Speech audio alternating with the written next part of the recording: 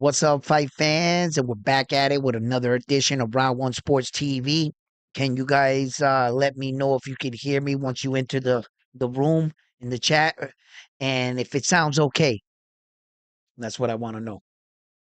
And then we'll get this episode started here. We got a lot to talk about. And we're back at it with another edition of Round One Sports TV. Can you guys let me know if you can hear me once you enter the room in the chat, and if it sounds okay? That's what I want to know.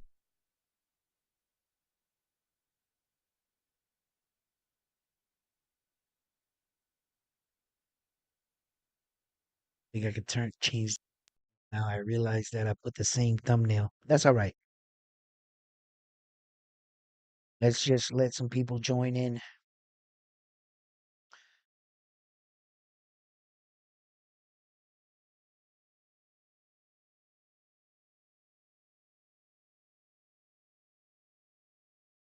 A little bit of me while I get shit together.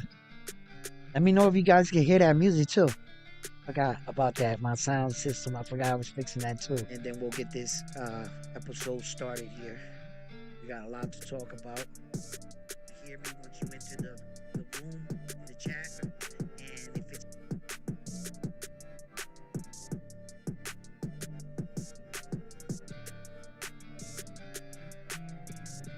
a little bit of me while I get shit together. Let me know if you guys can hear that music too. Forgot about that. My sound system. I forgot I was. Alright, word. I think you guys can hear it. Alright, let me just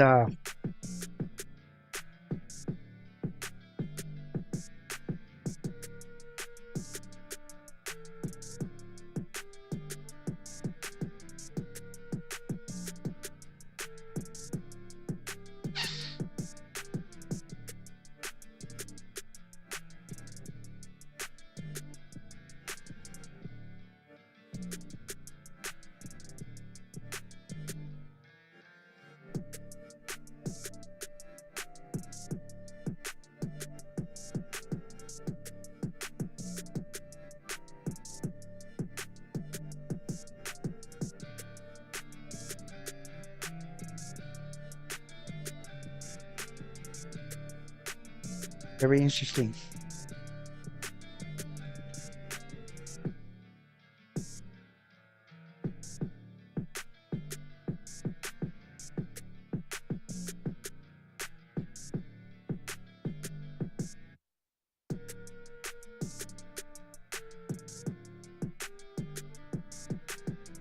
All right, we're about to get this episode popping right now.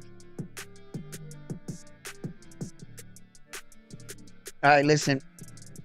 Thank you for tuning in at Round One Sports Talk TV. I am your host, Edwin, and let's kick down this breakdown right here. Okay, we got Naoya Inoue's kid brother coming into a bout on February, this Saturday, the 24th. He's going to be making a title defense, okay, at the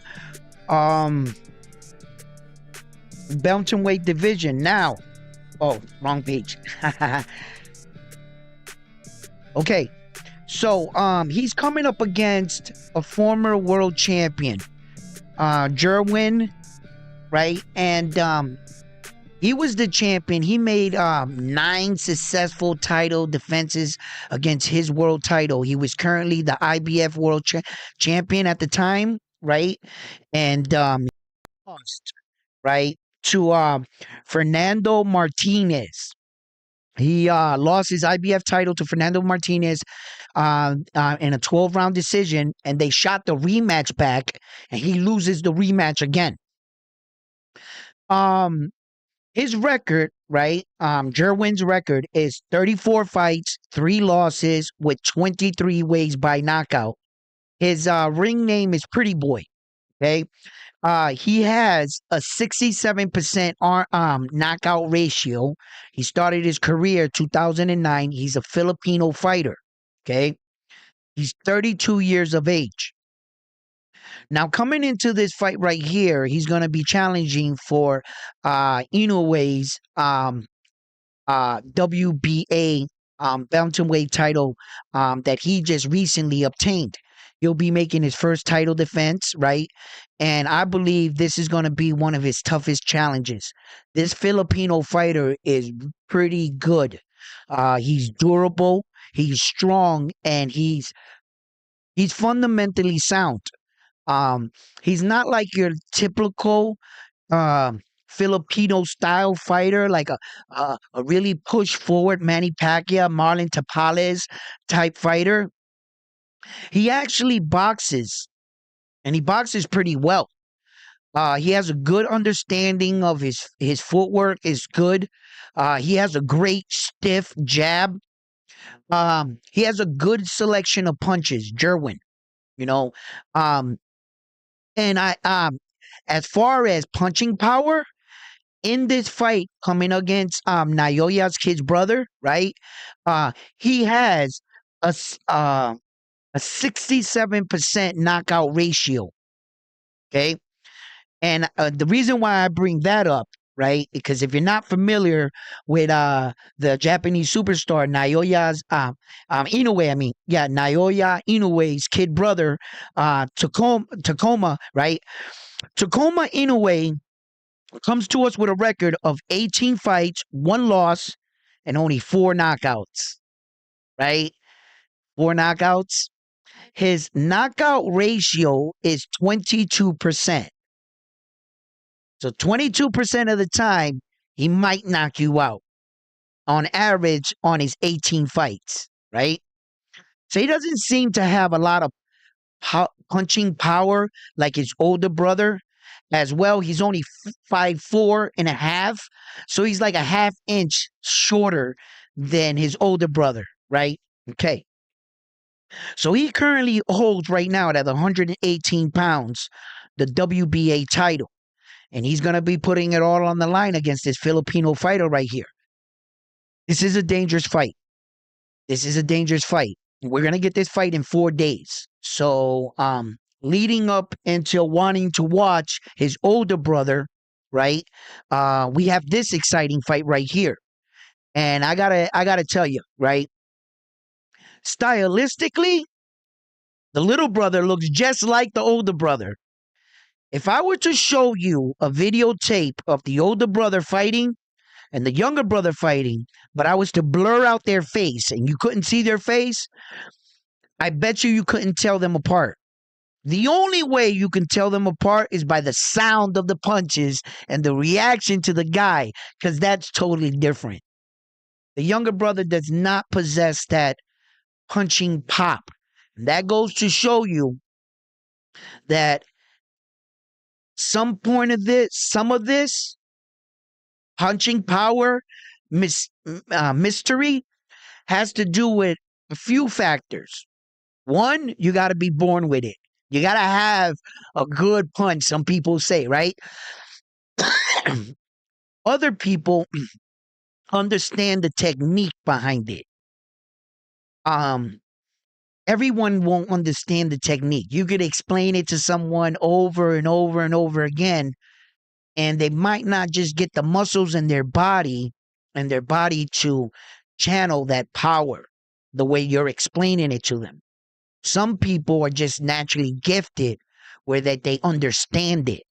For some reason, they just understand how to throw a punch. And I know people that were never taught how to throw a punch properly and get hit like a horse. They will knock you the hell out. They just, something inside of their head click and they just know how to throw it, right? So when you can have technique and power and you combine the two, you end up with a fighter like this, where that he can hit you at any angle with any hand and he understands how to throw it. And his technique, his footwork, his body, and a lot of fighters mixed martial art fighters, boxers. I've studied a lot of forms of how to throw a punch. And even the legend Bruce, he used to say, move like water. And people would say that they would snap their blood all the way to the tip of their hand and like snap it like a whip, like that. Like the way I was described it, power, okay, it's when I was playing baseball. actually. Yeah. Okay. What happened was I wanted to hit further, right? And I saw a guy one time hitting some baseballs and he was cranking them, right? And I looked at the bat in his hand and I was like, yo, what kind of bat is that? And he said the bat got water in it. I said, water? He says, yeah. They drilled a hole in the tip of the bat and he poured water inside of the bat. But he only had like that much water inside the bat. Then they sealed it so that the water doesn't come out, so that the water fluctuates through the bat. So if you have the bat here, all the water was at the bottom of the bat. But when you go to swing, the water fluctuates to the tip of the bat and gives it more weight. So on connection, man, it was like hitting a golf ball. Yo, those balls was going over the wall like no problem. Right? Years later, I saw that even people patterned this shit. They started selling them, right? But when I was a kid, a guy made that. And I saw his method. And it was the liquid of the whip. And it goes all the way to the tip. And bang. That's technique. That's understanding how to move the liquid in your body. And a lot of men have learned how to hit like that. If you ever notice Canelo Alvarez when he throws his punches, he like throws the punch and like lets it drop on you. He leads with these two knuckles. When you throw a punch, you don't want to throw a punch with these two knuckles right here. You don't throw a punch like this, like that. That's not the way you throw a punch. You're going to break your hand. These two knuckles are not really meant to take a lot of damage. These are going to be the first two to break. When you throw a punch, you got to lead with your knuckles. These two. That's what you want to land with. And you don't always want it to be straight, right? When you're starting a fight, sure, you know, you want your straight shots, right? When you got them hurt, you want to drop it on them. Boom. Kind of like a downward motion. Right? And then when the punch is going in the air, right? And you're like right about here, that's when you sit your butt, you like drop your weight a little and you come down with it, right? As the punches, all this is happening in one motion like that. That's how you want it. You hit him, boom, boom, boom, boom, boom. He's hurt, drop it on him. Boom. That's what it looks like. That's how Canelo Alvarez drops people. That's how he drops people. You ever see that small delay in his punches where it shoots out here and it just kind of like, go watch his tapes. It kind of like delays for a second and then real fast, like that, like a whip. That's exactly what he's doing in his punches. The liquid in his body is running through the hand and is coming to the tip of his fist. And that's how that little man is able to generate that much power. His body does it at a better rate, and he has better control of his inner and smaller muscles inside of his body than probably most people do. He has an understanding of it. You know, sometimes like hard punchers don't even know what they're doing. They can't explain it to you. They're like, I don't know, I just hit him. But he really understands something. He just doesn't know he doesn't know what he's doing. He just naturally hitting like that, you see? And then when a fighter starts to train, he starts to learn about the sport, he starts to learn about his craft, that it starts to click for him. Then he's like, oh, that's what I'm doing. He starts to recognize things. You could do things for years, but according to you, you're just being you. You never had to observe yourself. You never had to ask yourself those questions. What actually am I doing? You just do it because you're you. But when it's time to explain it, some people can't explain what they're doing because they're naturally gifted. That's called God-gifted talent. When he's just doing it. You didn't have to teach him how to do it. He's just doing it. God-given talent. My nephew is like that. My nephew, little Mikey, man, you know, he plays football right now. And he went to a combine, little combine and stuff, and he's doing his thing, And pretty soon I expect to see him on ESPN, right? But a lot of coaches that have worked with him, they all see the young man. He plays the line, and they say to themselves, the things that he's doing, it would take us years to teach kids to do what he's doing. And he's just naturally doing it.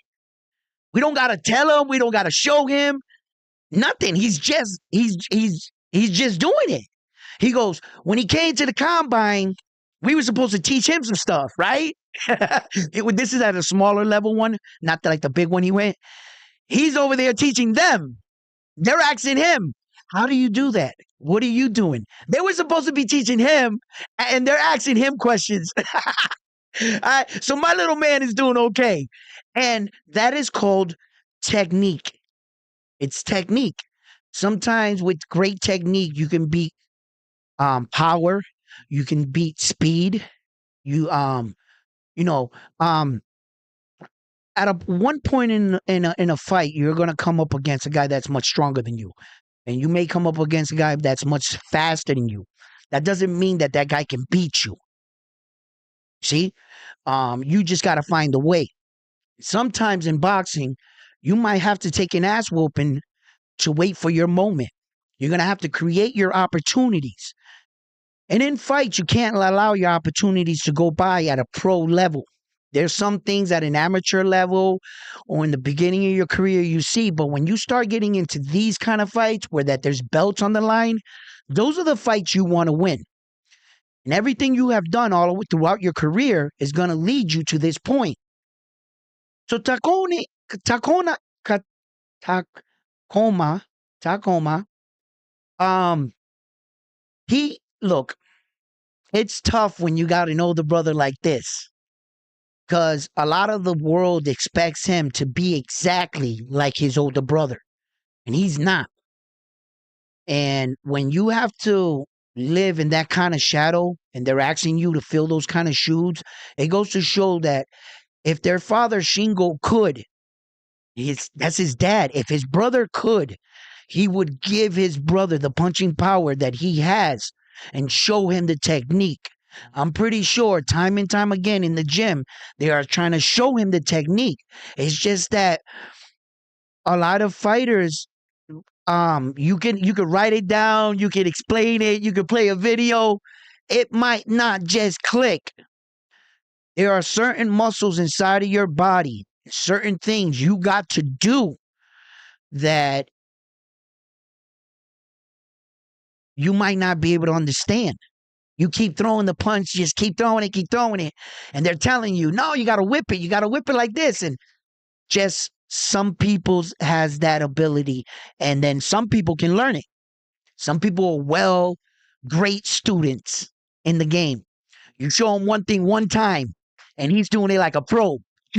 You're like, oh, shit, right? So you got guys like that. It all just depends on the fighter. But in this case right here, I am pretty sure they have tried to show his kid brother time and time again how to throw a knockout punch, how to sit down on your punches, and he just doesn't have that pop. So what he's going to rely on is skill. What's going to end up happening here, he's going to have to fight that Filipino guy. Jerwin is no tomato can. He was a world champion, IBF world champion. He came into his 10th title defense where he lost the belt, shot the rematch, lost the belt. But he's a really good fighter. And as you can see, the little brother, Naoya Inoue's little brother, is trying to follow in his older brother's footsteps. And it's just not, those are some big shoes to fill.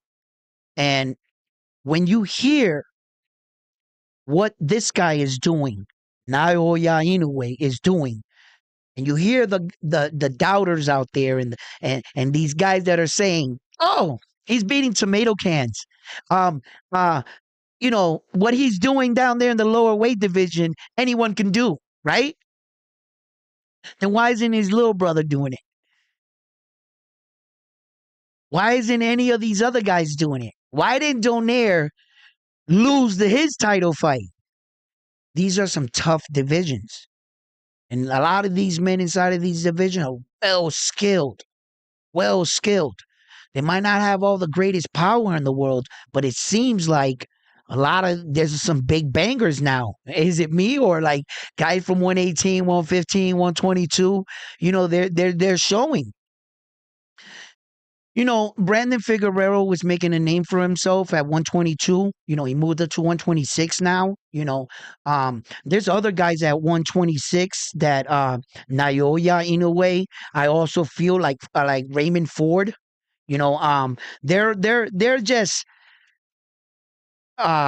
Stephen Kubo Fulton. I can't quite say that he's you know gonna be at the 126 or if there's a future fight because I'm like shit's up in the air with him. I'm not sure where he's gonna land or what his future plans are. But what I do know is that his older brother Naoya Inoue will be fighting in May in the Tokyo Arena against Luis Pantera Nares. Okay, the father has two fights, two sons fighting this year.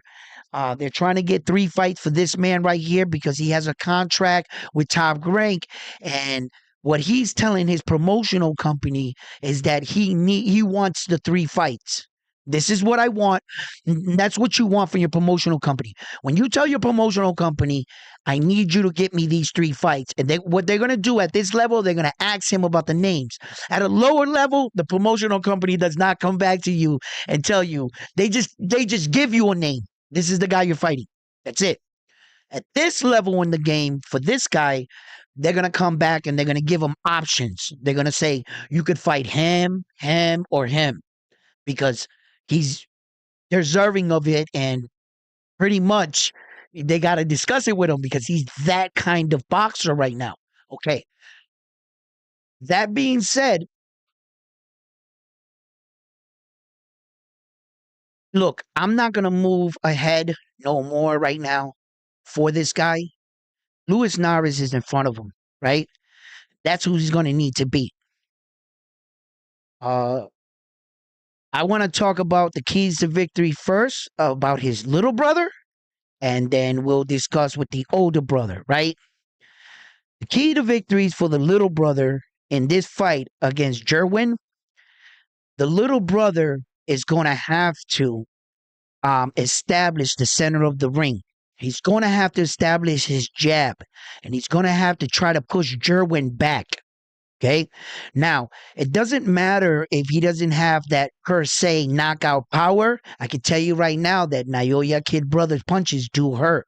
They hurt. Okay. He might not have that knockout, but he still has hammer like punching power. Okay. So he does have the power to push Jerwin back. Okay.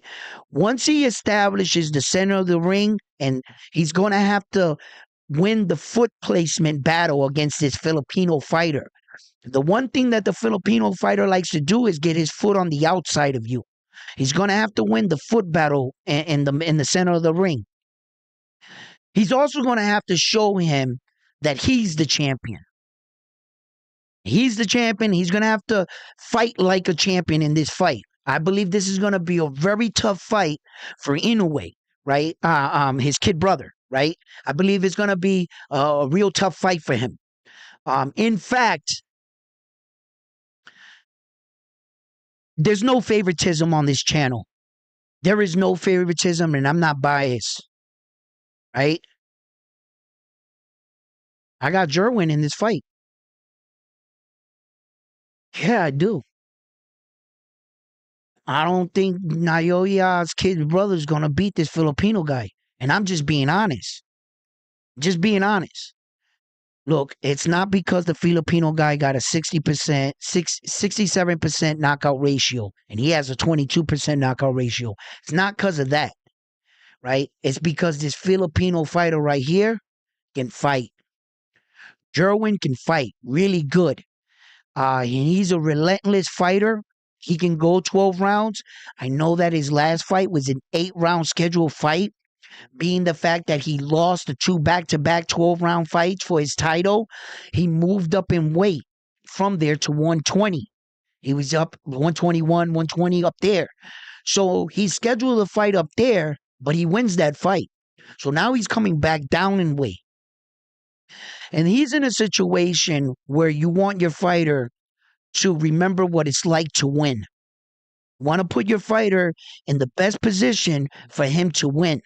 Going back down in weight, fighting Inoue's kid brother, right? Um, it's a perfect fight for him. You see? Now, can Takuma win this fight? Absolutely. He has the skills. The only thing with Takuma is you can fight his ego. Yeah, that Japanese ego. You can entice him to come in to fight with you. The Filipino superstar can fuck with his head in the ring. I've seen other fighters mess with Naoya Inoue's little brother's head in the ring. And he likes to showboat at times. Yeah, his father was telling him on the day that he lost, stop, like give standing there with him.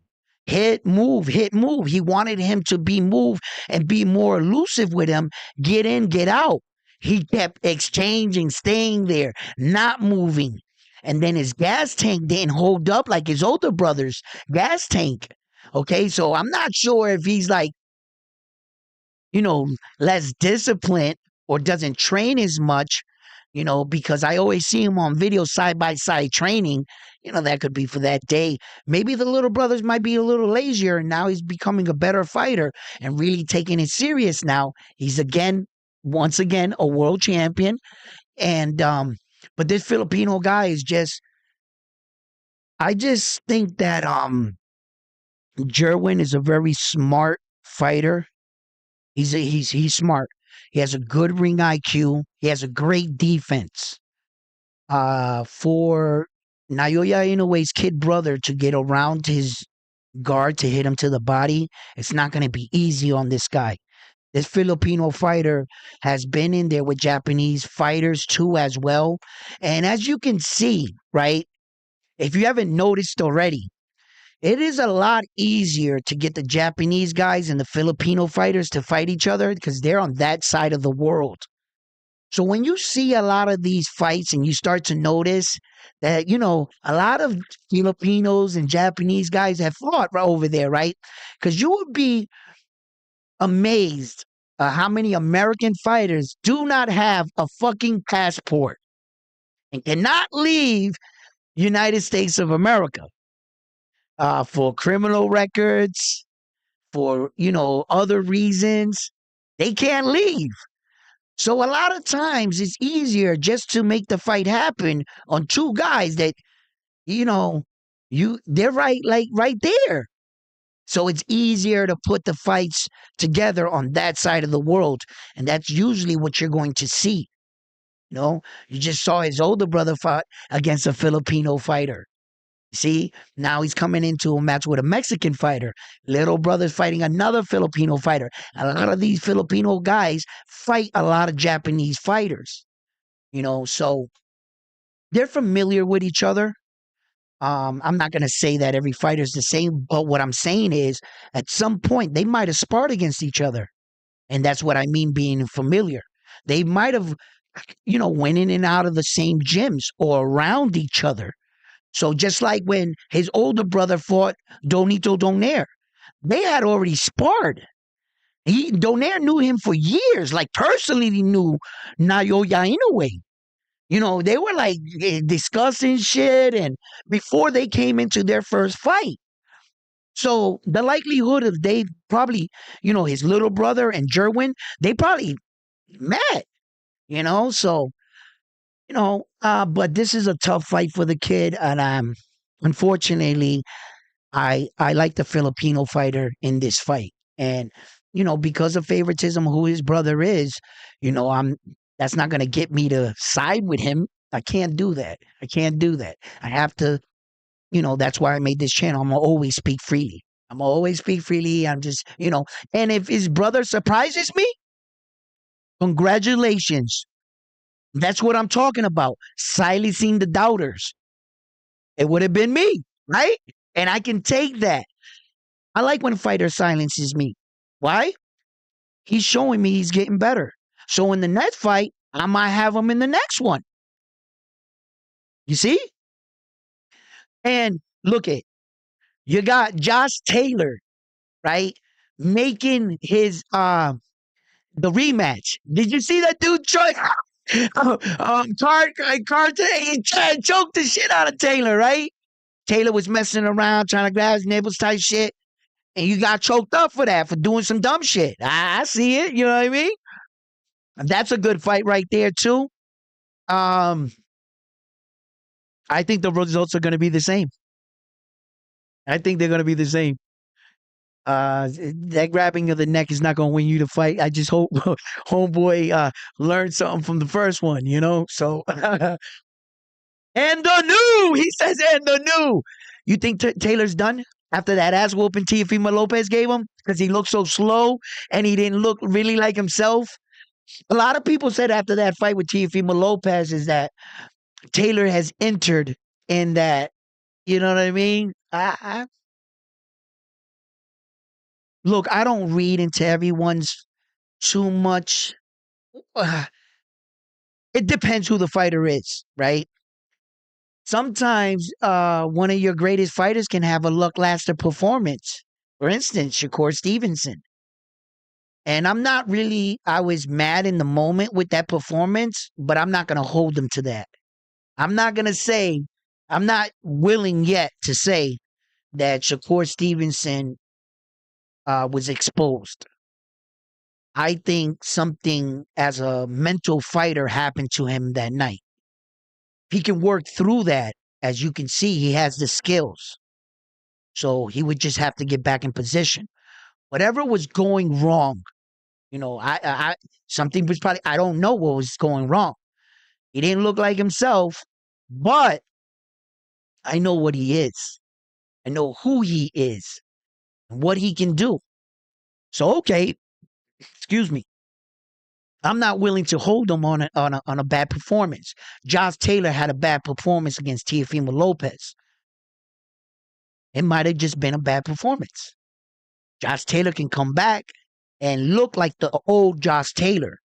We all know that champions, even great champions, we as they get older, we'll see them take a loss or decline.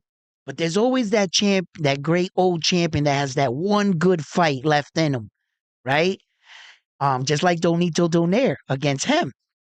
They said he was they said he was old and he went up and trying to dare to be great, lost, moving up one division, right?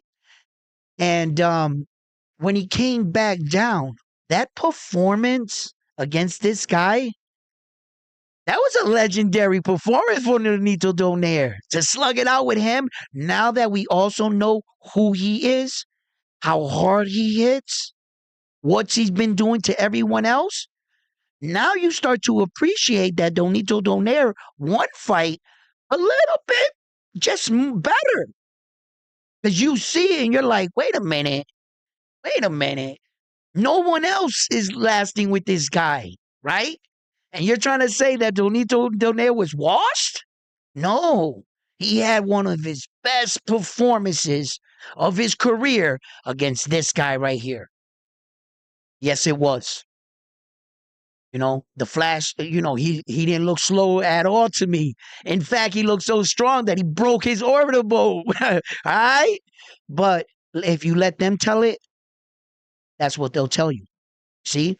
So, look,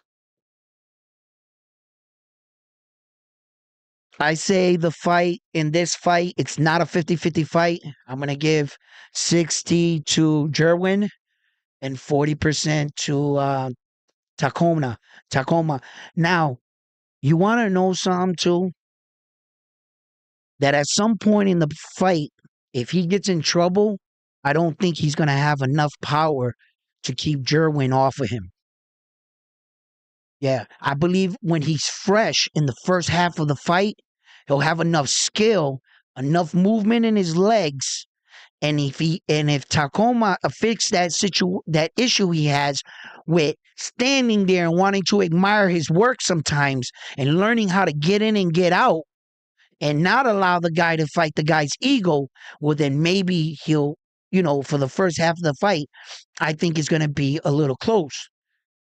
But when it starts to kick into that second gear in the fight, I believe that's where the Filipino star is going to take over in the fight. I think eighth, ninth round is going to be some of the biggest challenge. If the fight gets there, it's going to be uh, that's going to be his toughest challenge. If he can survive that, and he can show that he can stay off his movement, give him something and keep him off him, and I see that, I'm like, wow, okay. And if I see something like that, can he sustain it? And you know that those jitters you get when a fighter's winning the fight and he's saying to himself, here comes the 11th, 12th round. I'm just going to keep the jab and keep him off me. And you got this guy in his corners telling him, you're losing. You got to go out there and get him. So this guy's like coming and fuck around and fucking catch the shot. You know what I mean? You can't shell up. You can't decide to play it safe. You got to do and keep doing what got you there. Don't be afraid of being like now taking the back seat, because you're not noticing that now you're giving him more chances, in fact. So you're playing into his hand. He's coming out to knock you out, and you decided to play it safe and gel up. It gives him the perfect opportunity, because he's gonna try to hit you, and you try to play it safe. Had you fought him, right, and kept him away from you, right, and not played it safe and showed him, bro, the fight's not over. I'm still trying to knock you out. Ain't no playing it safe, bro. I'm trying to take your head off. And you're coming at him. You're like, oh, no, no, no, no, no, no, no. You ain't getting away from this one.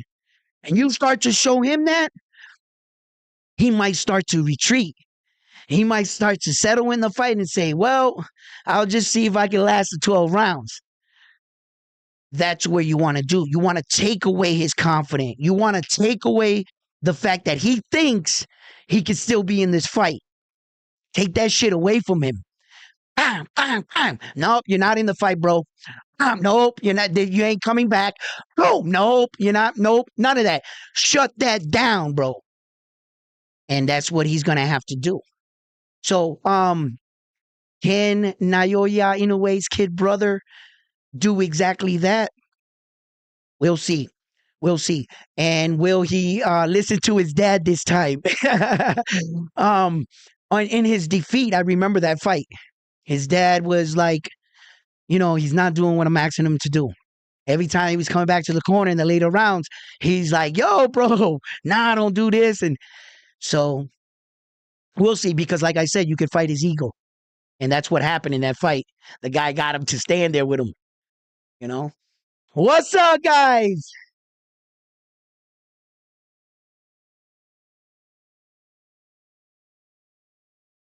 What's up, Rob? Florida checking in. What's up, baby?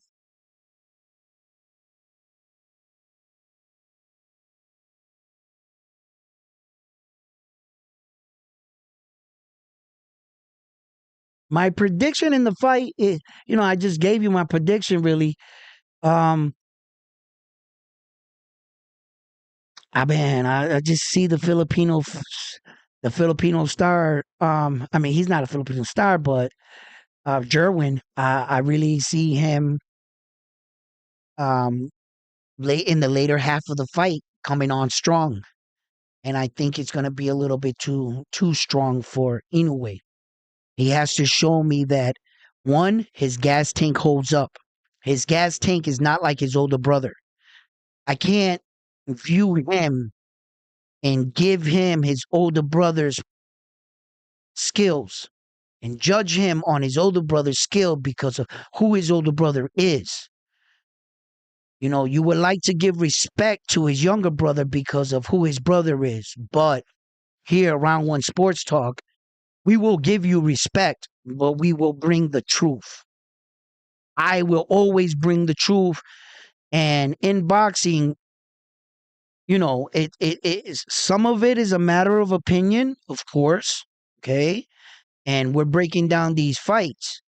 But you can also give out a false narrative and not give a fighter their just dues. Just like when you're watching the fighters and the announcers have their own agenda to say, and you're like, man, this guy is winning. And they're saying that the other guy's like, and you're like, how the, what fight are they watching, right? It happens. It happens. Not here, though. Not here on this YouTube channel. Absolutely not. And I see it this way and I'm going to report it this way. I hope, I hope the best for both men. May the best fighter win.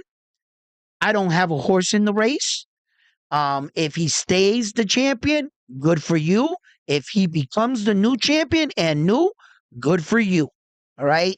I just believe out of the two fighters, the Filipino fighter is the much um he is the much more experienced. He has the more power. He's been a champion longer. He has made better title defenses. In fact, 9 of them. He's fought in Japan. He's fought Japanese fighters. The moment's not going to be too big for him. The situation's not going to be to him. And him coming into a title fight is not new to him. Where that Inoue's kid brother has to learn to become a champion. He has to know what it's like to successfully defend his titles. He has to fight the top guys. He's coming into himself as a fighter. 18 fights, 1 loss, 4 knockouts. You see? So, that's why I believe the Filipino fighter has a slighter edge in this fight. But we're going to see and we're going to find out, aren't we? And his older brother, like I said, like we've been talking about, I mean, the world knows who his older brother is by now, right? This Japanese superstar is something else. And he's really showing the world, how it's done. Yesterday I was fixing the mic and everything, and I did this little video. It's, if you want to check it out, it's nothing big or anything. And I was talking about Wilfredo Gomez and Salvador Sanchez, and it goes to show you. Wilfredo Gomez had like I think had like 39 fights and 39 knockouts. And he was fighting, I believe it was at the 122, right? He moves up to the 126 to fight Salvador Sanchez, right? I might be having these weights wrong. I mean, I haven't looked up these fighters in a long time, but I think I'm right. And the moral of the story is that he had 39 fights, 39 knockouts, bro. Right? Well, whatever the record was, 34, 35, I think it was 39, right? He had 100% knockout ratio, bro. He was one of the greatest bantamweight champions of he went up 1 weight division. Leading into that fight, Salvador Sanchez was 19 years old. He was 19 years old, the Mexican fighter, right? And he told the Puerto Rican fighter, he told him, now, he said, when I'm done with you, your mother's not going to recognize you. And the Puerto Rican dude was like, what? Bro, you know who I am? I'm undefeated. I got 100% knockout ratio. I got almost 40 fights in my career. No one can, knock me out, right? Probably the greatest. And you talking about you going to give me an ass whooping that my mom's going to recognize me? And you're 19 years old? Bro, I'm going to snap your neck right off your shoulders. So he moves up 1 weight division. I got to admit, that Mexican fighter stayed true to his word. Bro, after that fight, his mom didn't recognize him. Yeah, man. That young Mexican dude beat the brakes off that man. Such a dominant champion. Knocked out everyone in his weight division. Everyone he's ever fought against, he knocked them out. He moved up one weight division, and his power is too much for him. Just one. This guy is on his fourth weight division. And they're calling it easy. Don't be fooled. And just because he's making it look easy and what he's doing, it is not easy by far. He was a dominant fucking champion, bro. The likelihood of anybody touching him in any weight division was hard, yet alone a 19-year-old kid. Beat the brakes off of him, bro. Just one weight division. That's why when men are doing it at the level that he is doing it, don't overlook it. Just because he's doing it like this, oh, another victory, another victory. It's easy to say. No, he's really shocking a lot of boxing people. No tune-up fights, straight champions. Who the fuck does that, bro? He's doing some fucking unique shit, man, this guy. Some superhero shit. That's like me at home playing boxing on a video game, just going up in divisions. It's easy to say. It's not easy to do. And there has been a lot of men that have tried that. Moved up one weight division. Dominant fucking champion, bro. One weight division. Couldn't handle it. Couldn't handle it. These are special men right here. They really are. Excuse me. And not a lot of men can do this. Some men are already maxing out in their weight. Like Sonny Edwards. Sonny Edwards has a lot of skill. Sonny Edwards can't jump up all those weight divisions. He can't. You know, there's a lot of fighters that are well skilled that cannot do what this guy is doing. I just want to point that out because sometimes I'm amazed about how his career is unfolding, and I can't talk enough about it. You know, he's going to be in that unique category is that a lot of people are not going to appreciate him until he's gone. And that's what's going to end up happening to this guy. I'm trying to live in the moment. I'm trying to bring you guys with me. I'm trying to bring you guys with me to appreciate this and be like, wow, I've heard it 100 times. But when I sit down, I really think about it. I'm like, holy shit. You know, go look at your favorite fighter. Go look at any of your guys and be like, holy shit, boss, this is fucking hard. Look at this, right? We got our American champion, Devin Haney, right now, coming into his highly anticipated matchup against Ryan Garcia, right? And it's going to be going down 420, right? Okay. I believe it was yesterday. Devin Haney entered the Nevada testing pool where that you test for steroids and stuff like that. And usually fighters stall on entering the paperwork to be tested because they're usually cycling off of something. Right? Okay. Ryan Garcia, in fact, we're only, what are we? 2 months away from the fight? Is it right? Yeah, we're like 2 months away from the fight. Holy shit, it's like right there. And Ryan Garcia has not entered steroid testing to this day in boxing for this fight. In fact, I'm not sure if you guys are aware of this. In his last fight, he didn't enter the steroid testing at all, neither. Ryan Garcia. This is all public news. They can't hide this from you. Okay? Ryan Garcia did not enter the steroid testing pool, and he wasn't tested not one time in his last fight against Tank Davis. You guys know that, right? He wasn't tested not once. He never entered. And according to Devin Haney and the VADA testing, he still hasn't entered in testing yet. Devin Haney's already entered it, and Devin Haney's already passed his steroid testing test. In fact, Devin Haney is probably one of the highest testing VADA athletes in all of boxing.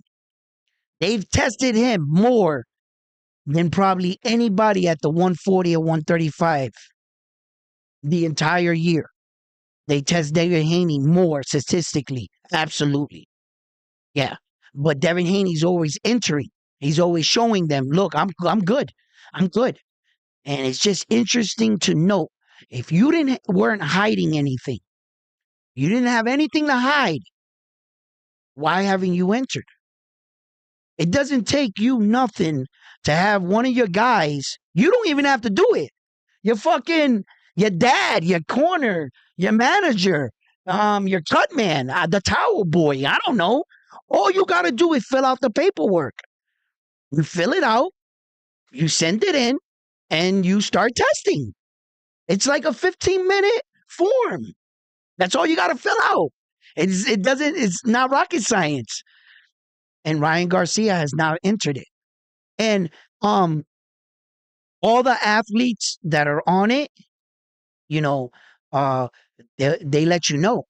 They tell you who's being tested, who has fights, and so forth and so forth. And Devin Haney's paperwork is already in. If you were to look it up, VA, DA, the testing, it's gonna come right there. It's gonna say Devin Haney, but no Ryan Garcia. I'm just letting you guys know that. You guys do with it with what you want. I know that it's open for interpretation. It looks bad for Ryan if you ask me. But it doesn't mean that he's guilty. I don't know. Why didn't he enter in the testing pool with Tank Davis? And why hasn't he still enrolled right now with Devin Haney? I mean, when we're in a sport and we're also always saying we want to see the best fighting the best, we don't want to see people cheating, and you're sitting there, Canelo Alvarez is coming up dirty, Conor Benn is coming up dirty, you know what I'm saying? You got a lot of fighters, Oscar Valdez tested positive. You got a lot of these fighters, and then when you're throwing around accusation and being Ryan Garcia that he has publicly spoken about other fighters coming up positive, but yet you're not in the testing pool. Like I said, it doesn't automatically make you guilty. You can't. I can't make someone guilty for being lazy, right? Laziness sometimes has a tendency of spilling over and people accusing you of something else. I cannot blatantly come out and call Ryan Garcia a cheater. He hasn't tested positive. The reason why he hasn't tested positive because he ain't tested at all. Right? So until they catch him, I can't say nothing, right? What's up, gang?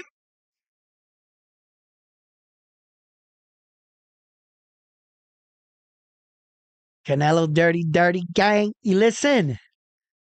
There's a lot of fighters that use, and I'm not gonna sit here and stick up for steroids, bro. Does it run rampant in this sport? Does it run rampant in any sport? You better believe it does. Is every athlete trying to get an extra edge? Yes. Some athletes use steroids off of injuries, and that's when the athletic association approves it for some athletes. Like when the Patriots wide receiver there, Edelman, got hurt. He got popped dirty. You remember that? They had when you're not in the testing pool, right? Like USADA is different for the UFC, right? USADA, you got to be in the testing pool for 6 months before you can be an active fighter. Means you got to test clean for 6 months in order for you to compete. They're the most strictest ones in the world, right? But they're hard to work with.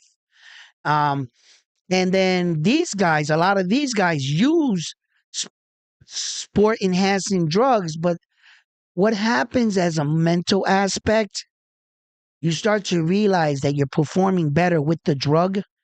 When the drug leaves your body and you have to test regularly, what they're trying to do is get them dude so high up that maybe he can keep some of that with him on the night in the fight. That's what they're trying to do. There are steroids and PEs now that the window is so small for you to catch them. like it's hard, right? Because listen, I'm gonna be honest. You can take a PE at 9 o'clock in the morning, go train, work out, leave the gym 7 o'clock at night, whatever you're gonna do, right? And then you can start cutting it off to wing out. By the time they were to wake you up, USADA was to come and wake you up in the morning at 9 o'clock, you're clean. It's already came out of your body. That's how fast and how advanced some of the shit they're putting in their body works. Then they have something to counter it, all everything else, right? Okay. What USADA does is they wake your ass at 3 o'clock in the morning. You get that knock on your door. They open it and they're like, yo, we need you to piss. They're not letting you get to 9 o'clock in the morning because they know if you took it during this time, that you're still dirty. And that's how they catch your ass. When you're scheduling a fight, like if you're Canelo Alvarez, right, what these high up fighters do, there's a lot of trickery, right? What you got to do is you got to advise them and got to let them know what gym you're in, what city you're in to the testing, to the steroid testing people. You got to let them know where you're at, what city you're going to be in, when you're going to be there, just in case they want to pop up, right? Okay. They happen to call you and say, we want you to come down and test you. Fighters like Canelo Alvarez, what they say is, I'm in Paris. I'm in a hotel in Paris with my wife and kids. You hear these guys, they're always on vacation. I'm in Paris. What they're doing out there is training, shooting that shit up. Now they know that they need a testing thing. They stall for the night, the day, or the 2 days. Then he flies in and tests it. See? So unless the people are gonna track him on a boat, on a yacht, and fly a helicopter out there to him, they make their own excuses. And there's ways around it. They stall. The way they caught Canelo Alvarez, finally, they cornered that ass in. They didn't let him know they was coming. And they crept upon that ass and was like, oh, steroid testing. And they popped him. And then Canelo came out and said, what? Tainted meat in Mexico. Ate the tainted meat. And they put steroids in the cows for that the meat can get, bigger, juicier. And I ate that meat and it had that kind of steroid in it. And that's why I was dirty. Never mind the 4 other steroids that were in my body. Don't worry about those, me testing positive for those. Just worry about the one that is similar to the cow meat because that's what I ate. Okay? Canelo Alvarez, ain't you rich as fuck?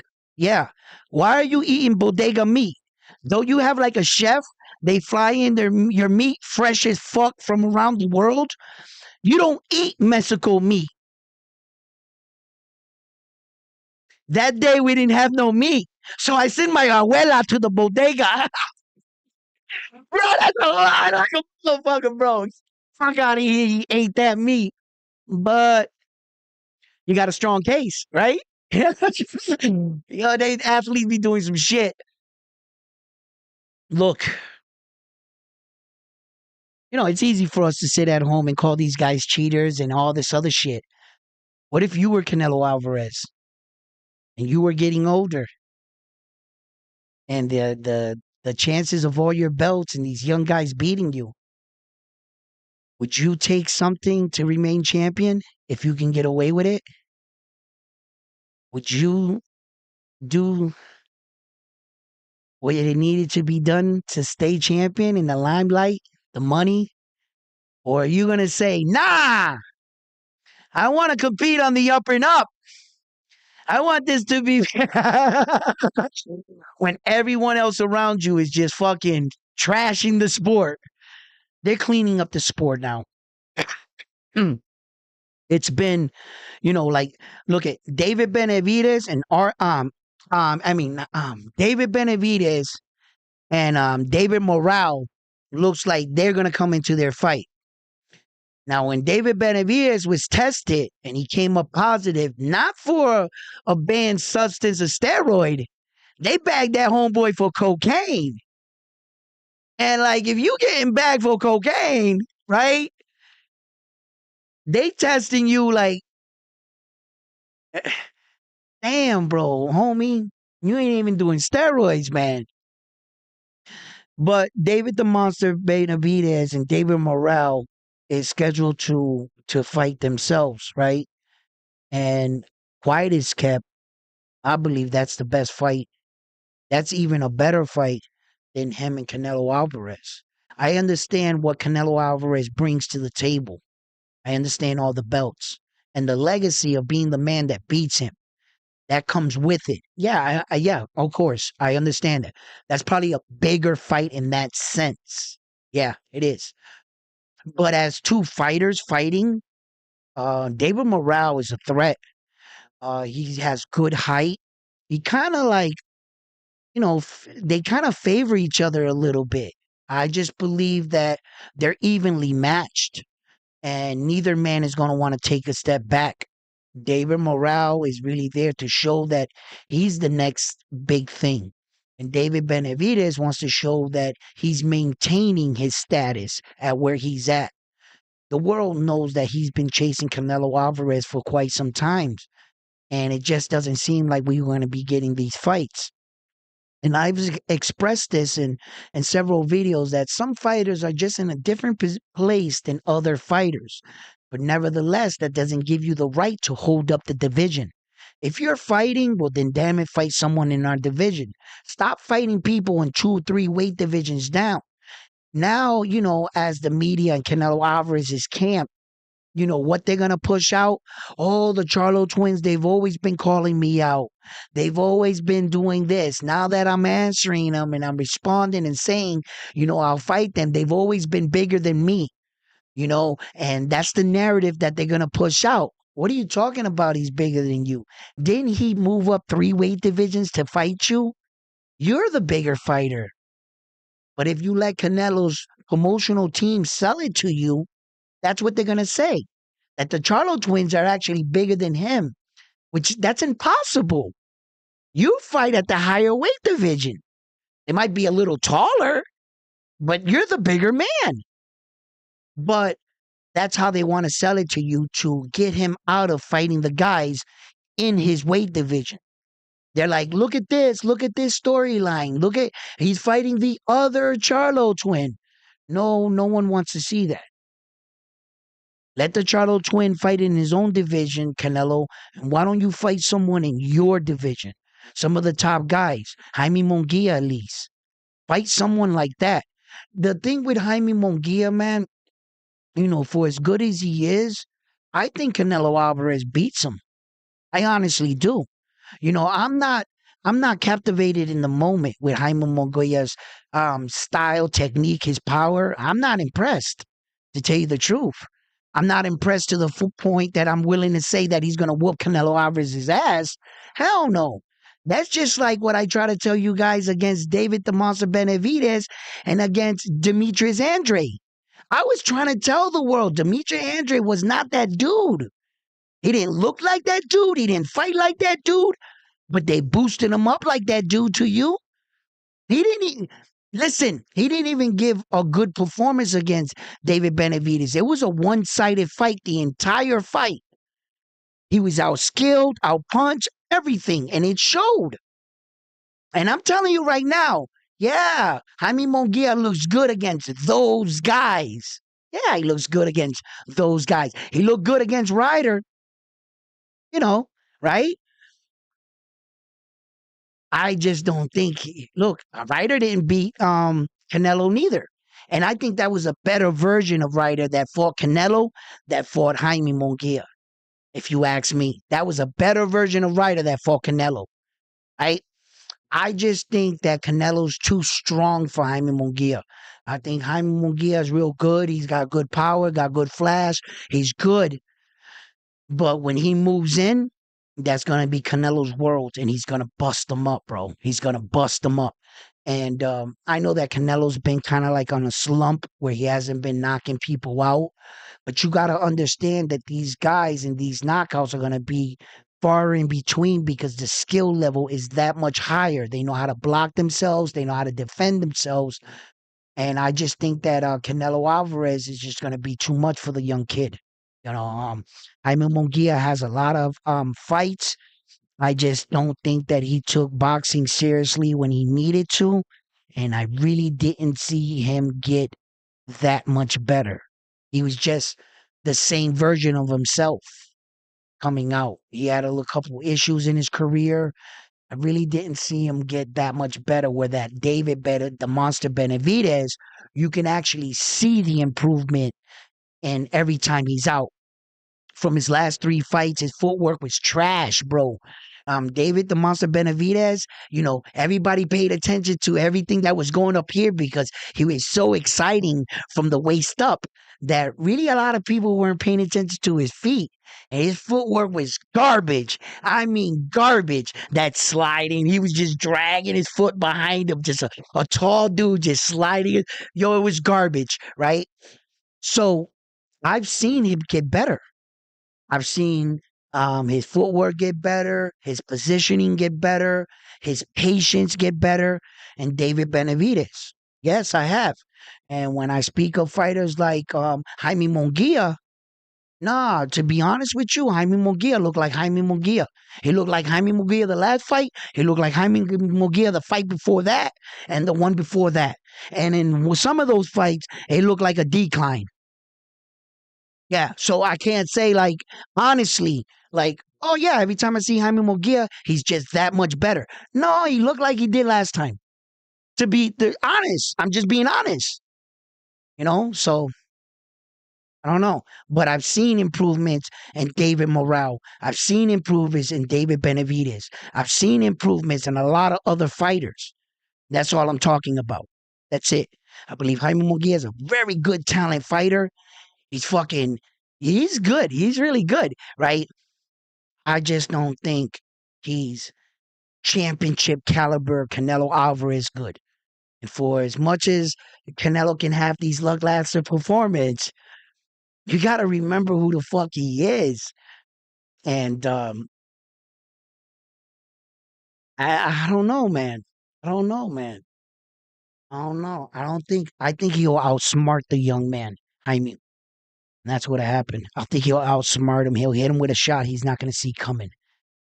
Canelo's real crafty. He's really, really fucking crafty, bro. But the guys that he's been with, it like Triple G, they're fucking crafty dudes. So you're not gonna get those shots off on men like that, And that's why I don't, But time will tell. Time will tell.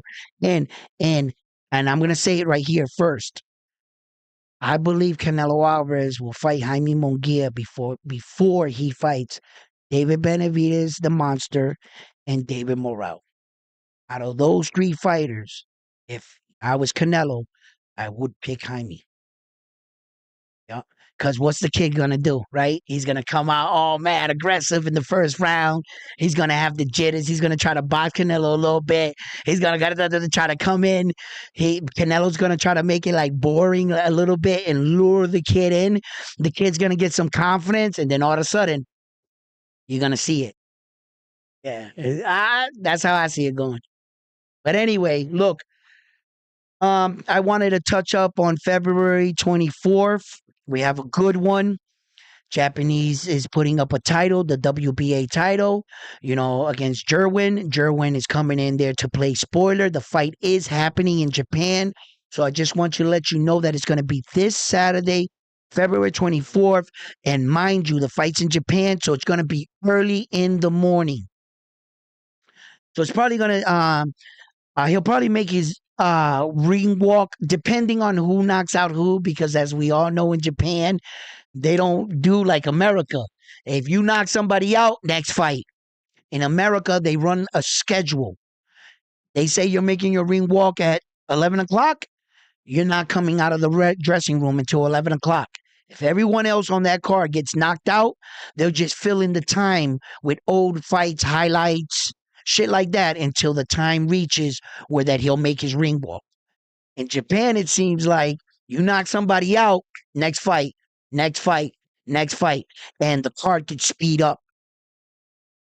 So yeah. So just in case you want to catch that fight, I advise you check the time frame and see when the fight. That way you don't miss it. Okay,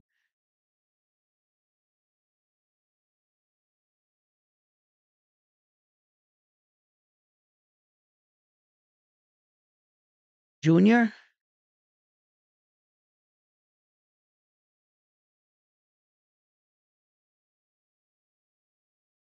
Yeah, of course, that's where he is in his career. I've talked about that a lot. Canelo Alvarez is there in his career. Some of us as fans, we have the tendency of not understanding where a fighter is in his career. Okay, and why he's doing these kind of fights at the tail end of his career. Canelo Alvarez has already given us those big fights. He's already given us the Floyd Mayweather, the Triple G's. He's done that. He's become this kind of champion. I've talked about that. What good is it for you to give us this much blood? At what point do you feel that Canelo Alvarez is giving us enough blood? At 30 fights, at 40 fights, at 50 fights. Canelo has 60 fights, man. Okay, plus fights. And like it just enough is enough. He's gotten to the point in his career where he should be allowed to cherry pick. The fans should back him up for the kind of decorated champion he was. Unfortunately, you're tying up a division with all those belts. If I were Canelo Alvarez, maybe I would work out something where they franchise the WBC and keep the Ring magazine and the Mineral belt. At least you'll have those three. Relinquish the rest to the division so that the young men, just like you were, Canelo Alvarez, one time dreaming one day that someone gave you the opportunity at a world title, you don't hold up their career and steal away valuable years of those young men's careers because you feel like you're in a situation in your career where you should be able to do this. You can still do that, get the support from your fans, and relinquish the titles so that your other fellow countrymen, Mexican fighters, can get the opportunity to becoming the fighter that you are, Mr. Canelo Alvarez. And I believe that he needs to understand that he's also playing with other people's careers. And he's taking away years off of David the Monster Benavidez' life from becoming a world champion and writing his own legacy. See? So that's where the fuck shit comes out of Canelo Alvarez. And a lot of people are lash out and mad. Because had he not had all the belts and he's out here just cherry picking fights, allow him to cherry pick fights at the tail end of the career, but don't hold us hostage and take us with you.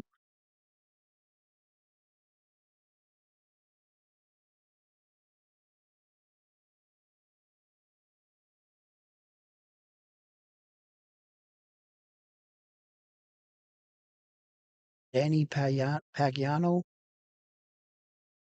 Yeah, man. Danielle. Listen, look, you know what name's not going to be next to Saul Canelo Alvarez? David the Monster Benavidez. I don't give a fuck what that guy's name is. You sit here and tell me right now that you want to see that guy's next to Saul Canelo Alvarez's name. Tell me that's who you want to see him fight, right? Of course not. EK. You're not going to want to see him fight him. You know who you want to see him fight. Write down the fighter's name you want to see Canelo Alvarez fight next. And be honest. You tell me who you want to see him fight.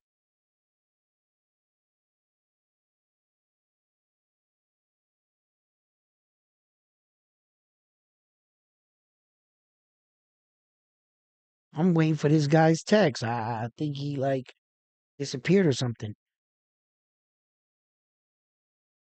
You know that's not what you want to see. And none of us want to see that dude fight him. But these are the kind of fights that he's gonna put together, and I understand him as as a fighter. I understand his situation. I understand a lot of things that Canelo Alvarez is going through, but you can only be patient and tolerant for so much. This is bullshit right now. David Benavidez has been his almost going on 5 years. Enough is enough. That's too much. When it was entering like the third year that it was his mandatory, I was pissed off by then. This is just blatant fucking favoritism. This now we're entering a new fucking now everybody's like, wait a minute, fucking Canelo. And then now the man's talking about he's no one beats this version of him, and he intends on fighting for another additional 5 years. So that's 5 more years of holding those belts hostage, bro. You got to do something about that. This ain't right. I don't care how much money he making. You could still make those money in the arena. They're saying no. Canelo's like, no, I can't. I need the belts, bro. You know how many champions were dethroned, and they brought their old belts to the ring because boxing allows that, and you could still give the allure that you have all the belts. You know how many times? Look at, for example, perfect example. Look at it. It's right there in your face. A photo picture of what I'm talking about. Bro, there's not 4 WBC. Yes, one here, one here, one here, and there's one on his waist in the photo. There's not 4 WBC champions in that weight division, but in boxing, they allow you to bring the belts to the ring that you once won. You could still give that image of all those belts like Mayweather did. When Mayweather entered the ring, you thought he was like fucking, he had like 12 belts at one time. No, he only had one belt at that time, and he was showing all his belts. Saul Canelo Alvarez can do the exact same thing with those belts and relinquish them and carry out the rest. No, what he's choosing to be is a fucking dick, and he's choosing to abuse his power in the sport of boxing, and he's choosing to keep the division hostage. That's bullshit. That's bullshit. They should force him to fight his mandatories. And not these European guys that mysteriously become his mandatory out of nowhere, like this fucker right here. Bro, who the hell is that guy, man? Where did he come out to fight Canelo Alvarez? And all of a sudden they're going to sell it to you like mysteriously he's his mandatory. Fuck out of here, bro. David Benavidez has been in line first the entire time. I don't want to hear that shit that the IBF now all of a sudden, or the WBO, or the fucking WBA says, no, this guy was. Man, they're all working together. They're all selling you the same fucking lie. We know who the real number one fucking deservingly a shot at those titles. The world knows. He might fight Triple G for the 4th time. No. If you ask me, Canelo Alvarez is hurting his career right now. With every fight from here, a lot of people have said this, but a lot of his Mexican fighters, they're going to support him. They're going to support him. And look at his next fight is going to be broadcasted out there for free still. They wanted to fucking tax him, and he won't let him. Because he knows where he gets his support from. But, we can go around in circles with this. Look, guys, I just wanted to bring you guys the Japanese fight coming the 24th. I still look forward for his older brother to fight. There are a lot of big fights. Why hasn't Ryan Garcia entered steroid testing yet? I don't know. And that goes to show me that Ryan is not showing confidence in the fight. You talked your way all the way here. You say you were going to beat Devin Haney. What's the problem? This is what you asked for, Ryan Garcia. Devin Haney didn't ask to fight you. Devin Haney was up in 140 doing Devin Haney shit. You didn't win the fights that you needed to get to next to Devin Haney. You weren't in the WBC ranking pool to fight Regis Progress when Regis Progress was the champion. So you weren't ranked. So you can't sell me that story. You're not. I think he's in the ranking for the WBA. I believe he put his name in the hat for I think I'm not sure. I think it was the IBF. I'm not sure. The WBO. I'm not sure. But Ryan Garcia was never 100% a fucking top rank, in the ranking system for the WBC. They just, but he got himself in line. He asked for the fight. His promotional company, Oscar De La Hoya and Golden Boy Promotions, they um they gave him the fight that he wants. He's obviously been having a lot of bad blood with them. He doesn't get along with Beno Hopton, and Ryan Garcia. It seems now they're like, okay, kid, you want this is what you want? Okay, we've been telling you that this is not what you want. We've been trying to protect you from Tank Davis. And you insisted until we gave you the fight. So we gave it to you. Then you got knocked out, right? Once again, you're doing the same shit. I think that Oscar De La Hoya is tired of protecting him. He knew that he had a cash cow here. He knew what he had in Ryan Garcia. Ryan Garcia is just not playing the game the way they would like him to play it. And he's not playing nice. And they're not getting along. So I think to finally say, okay, kid, this is what you want, they gave him the Devin Haney fight. Devin Haney is just going to be Devin Haney. They don't got to worry about Devin Haney. He's going to be himself. And this is what's going to, yeah, shit. This kid's going to get his ass whooped. He ain't ready for Devin Haney. But anyway, fight fans, yo, family, can we get the likes up at least? Nobody gave me no likes, man. Oh, y'all like the show, man. Show me some love.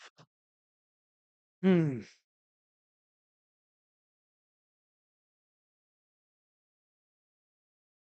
He's smashed Devin's dreams at 140. That's a nightmare. Hey, Ryan ain't dreaming at 140. He's gonna wake up to a nightmare. Devin's gonna rock him, bro. Just gonna rock him.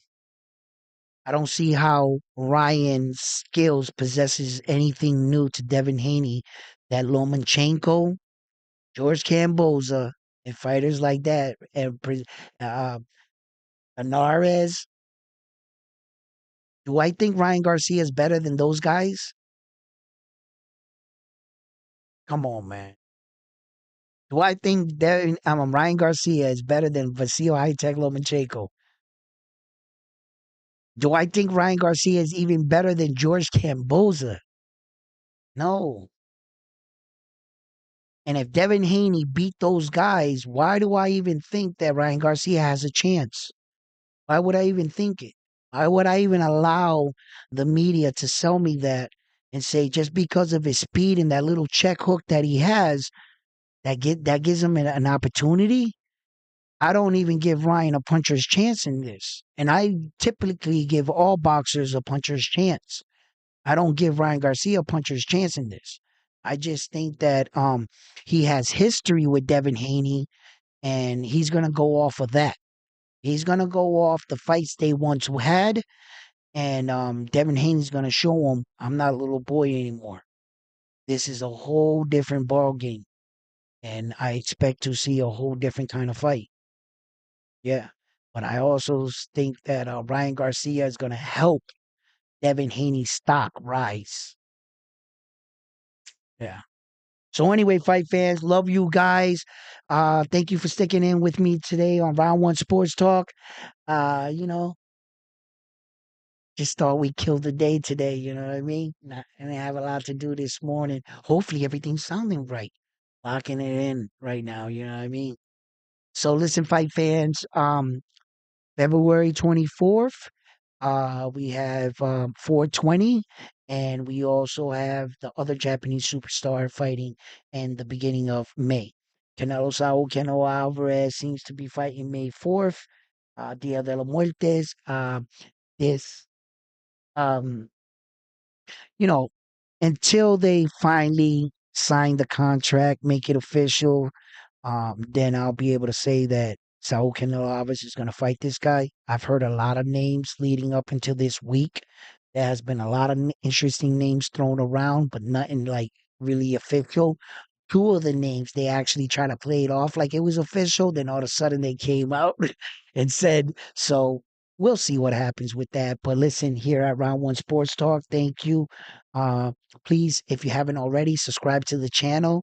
On your way out, please don't forget to give the video a like. And I'm on to the next video after this video here at Round One Sports Talk. Peace.